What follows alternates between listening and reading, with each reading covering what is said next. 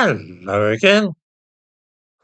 Something which almost every viewer of this channel living in this country is bound to have noticed is that medical appointments tend often to be very frustrating and indeed hazardous because so many of the doctors and nurses one encounters do not have English as their first language.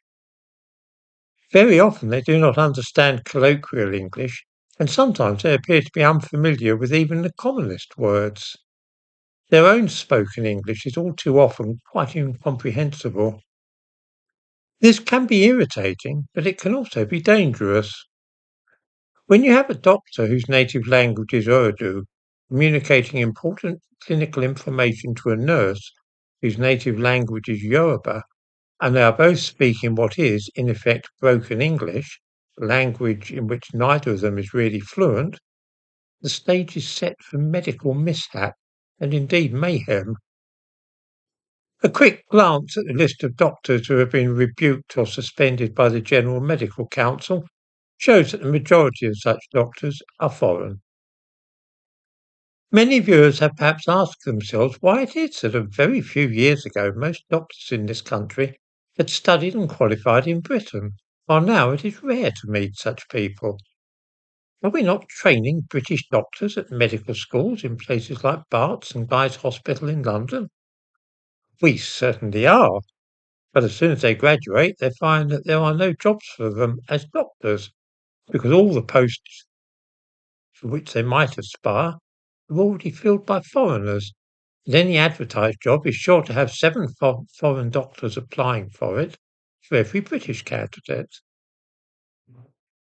This is not simply the view of an inveterate race-baiting far-right influencer on the internet, of course, but the opinion expressed by Chris Whitty, the Chief Medical Officer for England, in a report which he led recently.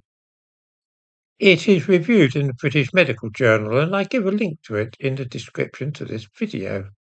We read that this year there were 91,999 applications made in England for 12,833 specialty training posts, an overall competition rate of 7, leaving many doctors unemployed.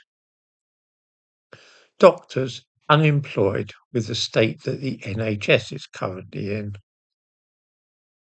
The report said that while the UK benefits from the exceptional internationally trained graduates that work in the NHS, we cannot shy away from the fact that a shift towards more new international graduates has left fewer posts for British doctors.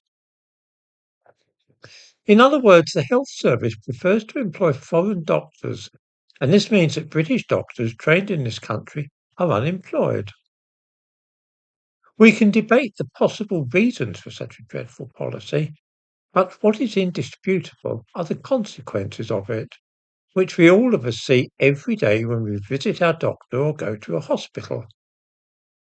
British doctors are unemployed, while our National Health Service these days is crammed to the gunwales with foreigners.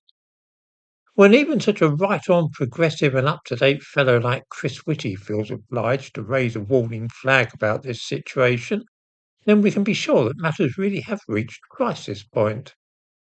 Viewers will not, however, need to be subscribers to the British Medical Journal to know this. They need only attend an appointment at their local hospital.